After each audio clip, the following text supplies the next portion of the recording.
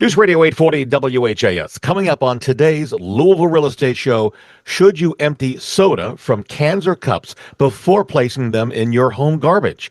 Also, what can you do with a difficult homeowner association? Is there a way to get out of a reverse mortgage? And what do you do if bamboo is invading your property? Also, 10 important grilling tips to keep your barbecue season safe, fun, and delicious this season. Hi, everybody. Bob Sokoler, owner of the Sokoler team, Remax Properties East. Thank you for joining us on this Sunday. We've got a packed show, as you can tell. And staying with us for this half hour, Cora Henderson, who's with Pitt and Frank Attorneys, LLC. They do a great job of getting your loan closed, as well as other legal work. You can reach Cora and her team at 895-9900. And speaking of teams, how about Home Team Inspection Service and Team Bug Out? That's Brad Lawler, who's joining us. You can reach him about getting your home inspected, whether it's new or resale, and also getting rid of pests, pesky pests. You can reach Brad at 844-411-TEAM. And if you are thinking of selling your home now or in the future, I'd love to help you. I'm Bob Sokoler. I own the Sokoler team.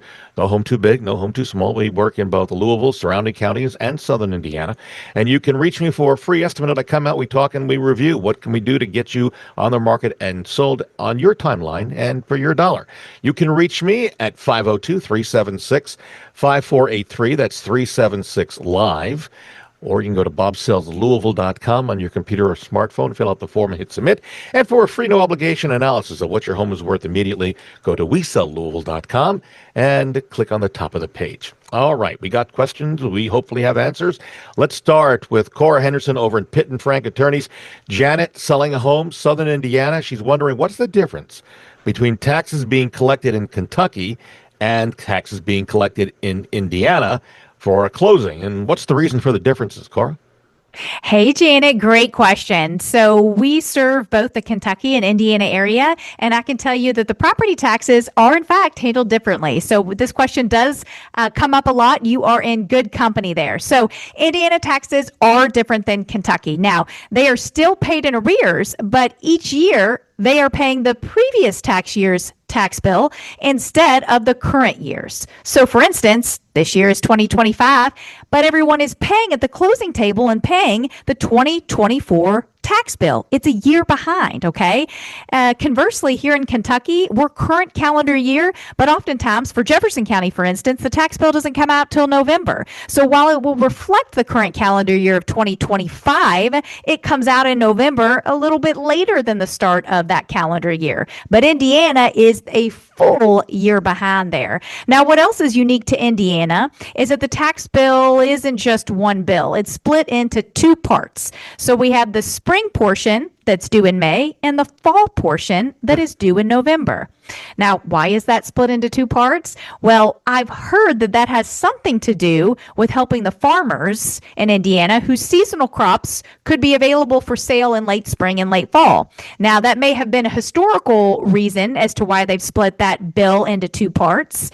And county officials made tax payments coincide with those harvesting seasons, so it made them easier to pay for those farmers on their taxes. I've also heard down the road that it was a year behind due to dozens and dozens of years ago when there could have been an economic downturn whereby they decided to grant some temporary relief, and that's how they ended up a year behind. Now, I cannot confirm or deny nor guarantee that. I can just tell you it's a rumor, but it might make sense. But nonetheless, once that relief is granted, as you can imagine, it's kind of hard to straighten back up because that would, of course, require a hefty bill be paid. So, all that said, even though it's a year behind, and you go to sell your real property over in Indiana, and if you're selling, you're going to see a hefty proration on that settlement statement because we're prorating for a full year behind that current year that you're closing. Okay, so sellers, get out your pocketbook. You're going to be paying a lot on those taxes, but it does reflect the time in which you've owned the property, which makes those prorations very fair. Over to Brad Lawler now, Home Team Inspection Service. Do you, Brad, according to this question from Betty, who emailed us, do you need to empty soda from cans or cups before putting it in the outdoor garbage cans? So Betty says she has to do that to keep ants and other bugs from climbing into those big garbage cans supplied by those garbage companies. Her son-in-law says that's a lot of work for nothing. Who's right, Brad? Well, I'm going to go with Betty there, but her son-in-law might he might like ants. But yeah, anytime you got a lot of sweet type of liquids that get poured into cans, I mean, let's face it, if any of us look into our trash cans right now before they're picked up or right after they're picked up, they are already kind of a mess inside. Just think about if you have a whole bunch of sweet liquid that's dropped in there. So yeah, you're just waiting to attract ants, flies, roaches, all sorts of stuff. So I empty cans. I might be known to rinse a can even before throwing it into recycling. That might be a little over the top, but yeah, anything you can do to keep sugar and other things out of the waste bins is going to keep the pests away. I have a feeling a lot of people just went, what? Yeah. We need to empty the cans and cups before we throw them away in the garbage? Because I would think that would be a lot of work, but you're saying it's important to do. Well, I mean, I don't know how hard it is to dump a cup. Yeah. Versus trying to get ants and things out of your trash cans. And if your trash cans come into your garage or other areas near the house, now you're just asking to have them, come directly into your house. So I think it's easier to dump the can out than it is to clean out a trash can. All right. Way to go, Betty, for alerting all of us about the need to get rid of the soda in the cans or cups before you dump it. Back over to Cora Henderson. And before I do that, let me just tell you, if you want to replay this part of the show or any part of our shows, because this may be of interest to you, especially with the getting rid of the soda in the cans first, you can go to LouisvilleAnswers.com. That's LouisvilleAnswers.com. And you'll see a replay of this show and other shows that we have put up on 840 WHAS. And also a reminder that if you'd like to see what our reviews are like, because we're very proud of our reviews for our Sokoler team, you can go to LouisvilleZillow.com or LouisvilleGoogle.com. And those are the reviews that our clients have filed about us. Cora Henderson, James writes in that he is trying to sell his home, but he was told from a potential buyer that a neighbor of his says the homeowner association has been difficult to deal with to get anything approved. Interesting.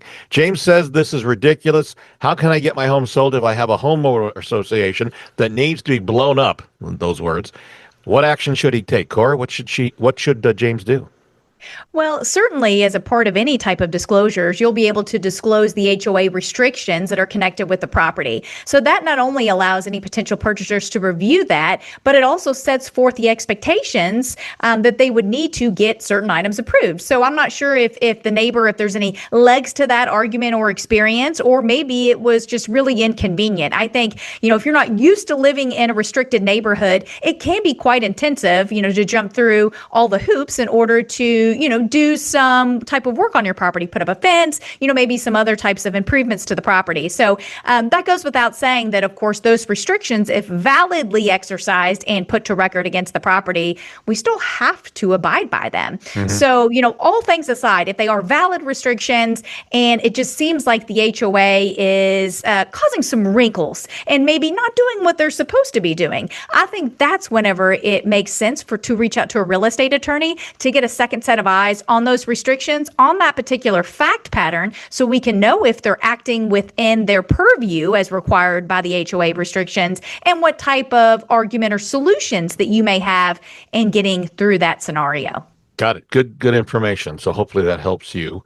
A quick reminder, if you're thinking of selling your home and you're looking for top dollar, we have a free, no obligation booklet that will help you. It's got hundreds of tips.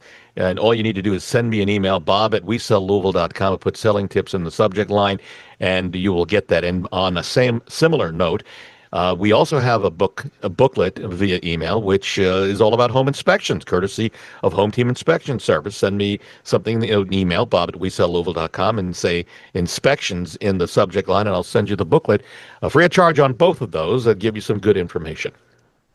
Brad Lawler, Home Team Inspection Service. Louise called me with a fascinating question.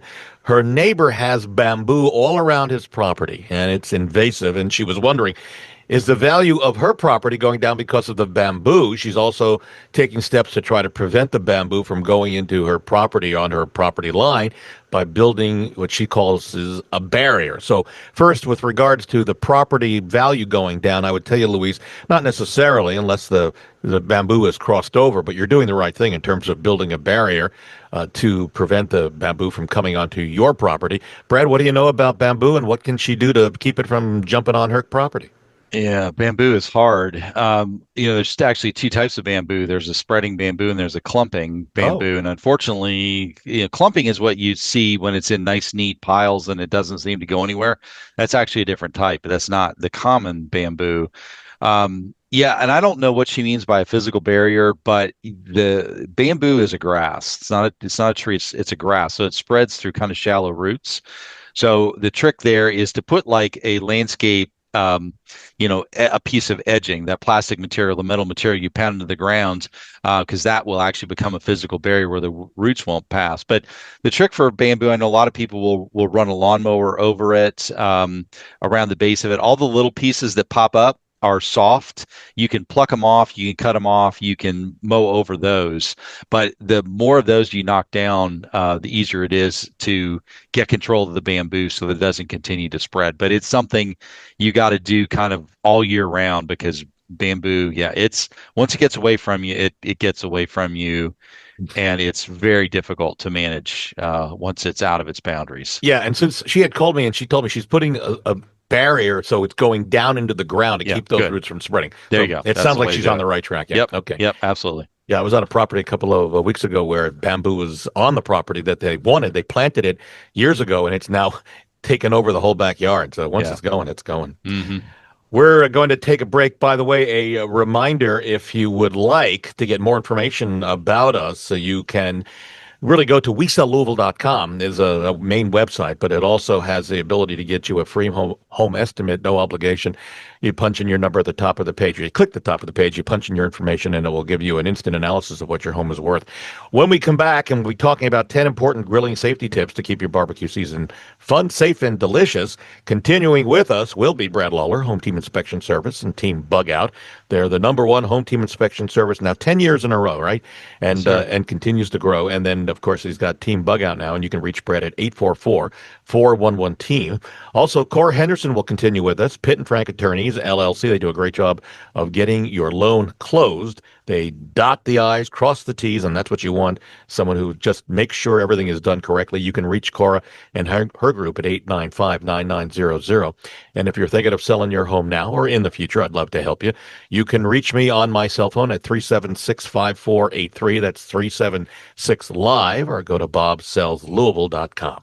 We're back in a moment on News Radio 840 WHAS. News Radio 840 WHAS, Bob Sokoler, Louisville Real Estate Show, back with you till the top of the hour. Continuing with us, Brad Lawler, owner of Home Team Inspection Service, and Team Bug Out. They come in as a team. They do a great job with the inspection service, and they can help get rid of your pests and bugs. If you've got those crawling around you, you can reach Brad for both of those services at 844-411-TEAM. Also, Cora Henderson continuing with us, Pitt and Frank Attorneys, LLC. They do a great job of getting your loan closed, and that's important. They also do other legal matters, and someday we'll talk more with Cora about that. I'll get a list from you, Cora. Send that over to me, and I'll also put that in when we talk about you. You can reach Cora and the folks over there, 895-9900. And if you're thinking of selling your home now or in the future, I'd love to help you. I'm Bob Sokoler. I own the Sokoler team, and we would love to help both in Louisville, Southern Indiana, surrounding areas. You can, no home too big, no home too small. You can reach me at 376-5483 for a free, no obligation visit. I come out, we talk as long as you want. And then if you decide you want to get going, we're ready to work with you. I am. You can reach me at, again, 376-5483. That's 376-LIVE. Go to bobsellslouisville.com. And for a free, no obligation estimate of what your home is worth via computer, go to WeSellLouisville.com and click on the top of the page. Well, it's time. Grilling season's among us. We've got 10 important safety grilling tips. Brad, feel free to jump in, Cora, as well. So I think this goes without saying, only grill outdoors. Let's face it, it'd be crazy to bring a grill indoors.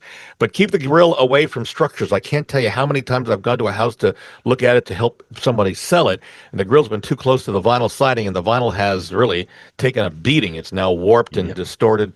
Not good. And it's a fire safety danger, isn't it, Brad? I think, Yes, yeah. it is. Yeah. You want to clean the grill regularly because grease buildup can cause flare-ups. Never leave the grill unattended. That's important. Also, check the gas lines for leaks if you're using propane, obviously. If you're using charcoal, no gas lines needed.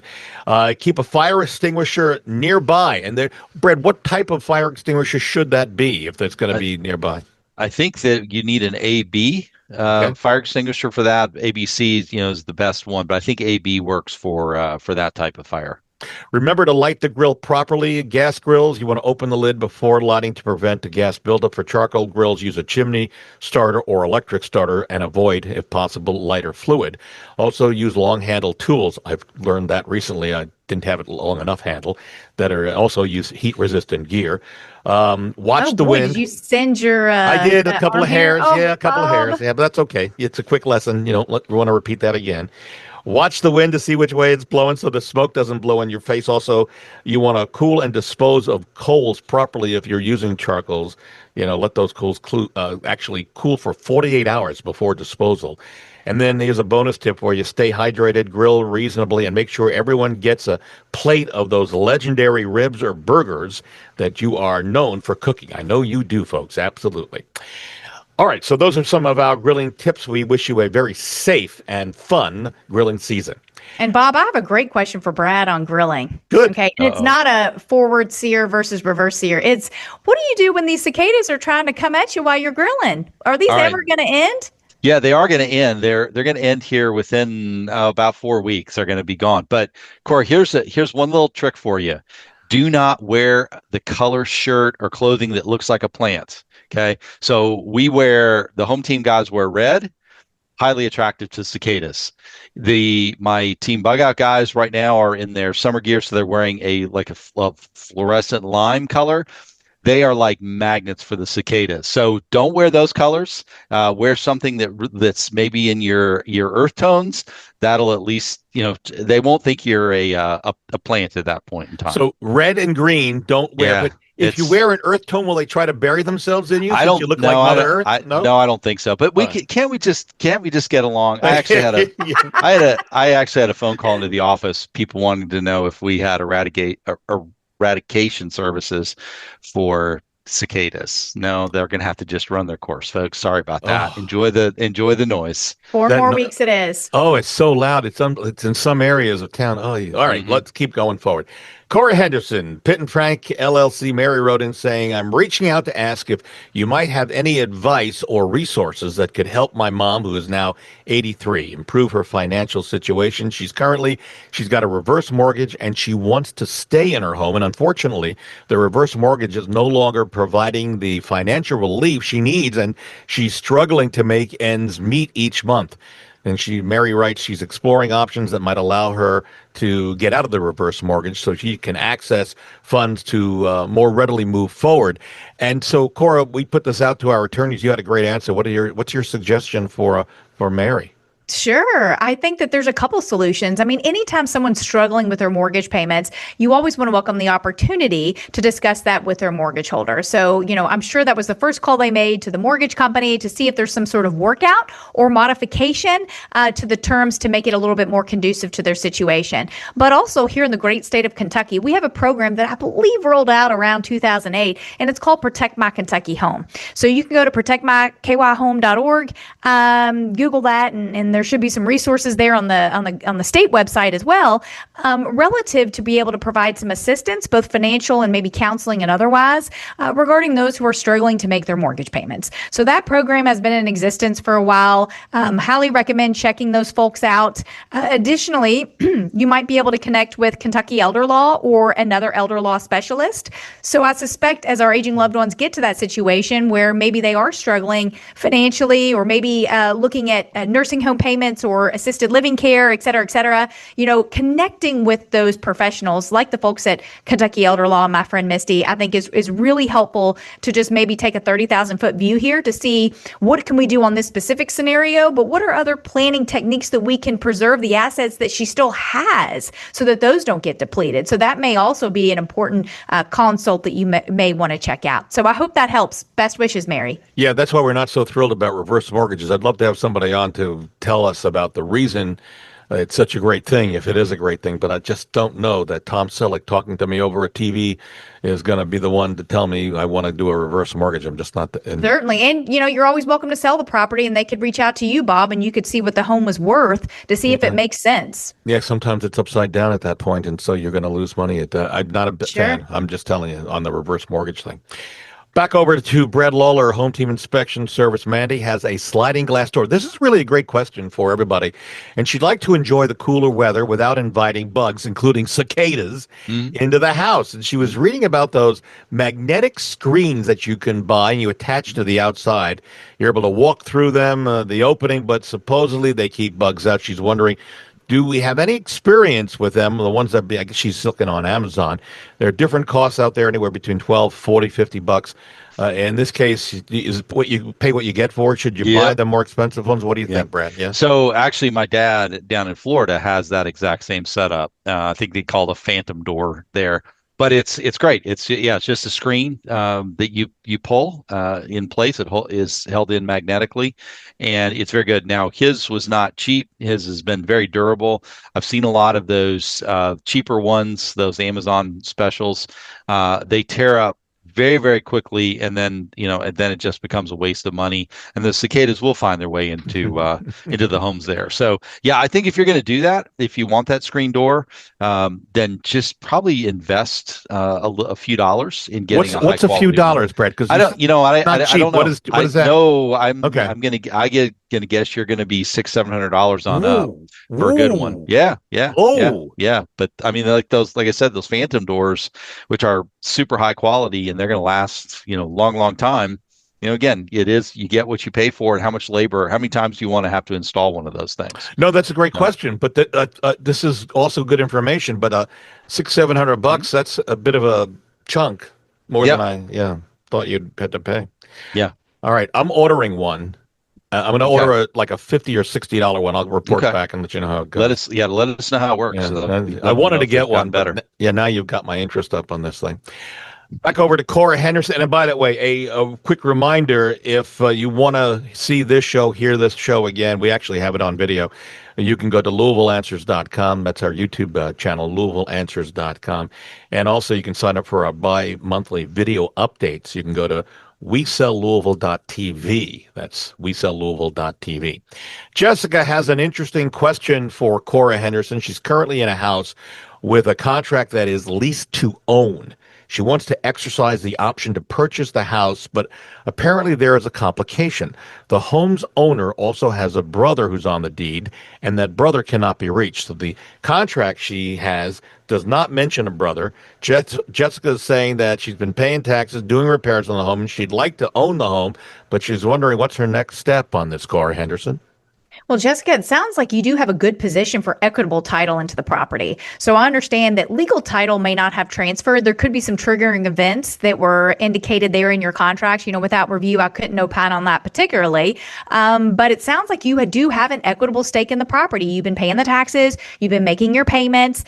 So we would want to dig a little bit deeper just to confirm that there is a brother on title. What does that look like? Is it something where they held title together?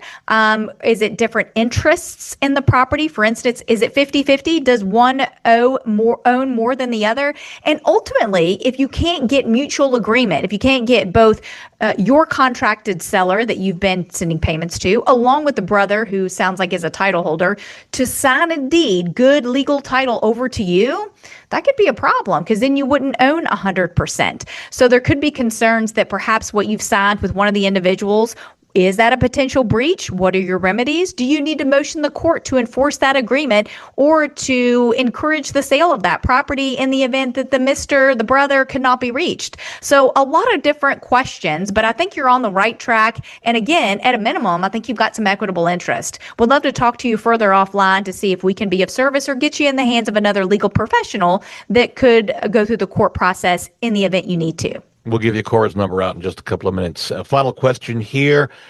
For Home Team Inspection Service and Brad Lawler, Janet's been hearing about tick bites. She's wondering, what do they look like? How does she prevent them? And what treatments are there if you get one? Brad, what do you know? Well, I'm not going to talk on the medical side of it, but a lot of times when you find a tick bite, you'll find the tick attached to yourself. So, the easiest way to do it is just take a pair of tweezers, grab it at the head, and lift it off. It's probably going to take a little plug of skin with you. At that point, you really just want to make sure it doesn't become red and inflamed. If it does, get to your doctor because you probably do need some antibiotics on that. As far as prevention goes, biggest thing you can do is clean up the leaf litter in your yard. So if you live on, say, a property with some trees and you just swept the leaves out to the base of the trees, that's where the ticks are living. They're living in the lawn edges. They're not up in the trees. They're sitting in the leaf debris and close to where things are going to walk by that they can attach themselves to. So clean up the leaf litter. There are granular products. That's the best way to treat with granulars that you would sprinkle along the lawn edges and around those leaves. But yeah, cleaning up those areas are going to be the most effective way of kind of keeping the ticks out. But keep an eye on your pets. Just particularly, we've got a client with a Newfoundland. You know how hard it is to find a tick on a Newfoundland, but you have to be a little bit diligent with those dogs with the long fur in particular. Got it. A reminder, if you'd like to see what folks are saying about us at our closing table after we've closed their home, sold it, you can go to LouisvilleSellersTalk.com. That is LouisvilleSellersTalk.com. We're out of time. My thanks to Cora Henderson, Pitt and Frank Attorneys, LLC. They do a great job of getting your loan closed. You can reach Cora and her group at 895-9900. Also, thanks to Brad Lawler, owner of Home Team Inspection Service and Team Bug Out. They come in as a team. They get the job done. You can reach Brad to get set up on inspection service or for getting rid of those pesky pests. Sorry, they do not do cicadas. 844-411-TEAM is Brad's number to call. And if you're thinking of selling your home now or in the future and you're in the Louisville surrounding areas or southern Indiana, I'd love to help you. You can reach me. There's no home too big, no home too small. I will come out free, no obligation. We'll talk about the process as long as you want. Just call me at 502-376-5483. That's 502-376-LIVE, or go to bobsellslouisville.com. Fill out the form and hit submit. And for that free no obligation analysis of what your home is worth, go to WeSellLouisville.com and click on the top of the page. We are out of time. See you next Sunday on News Radio 840 WHAS.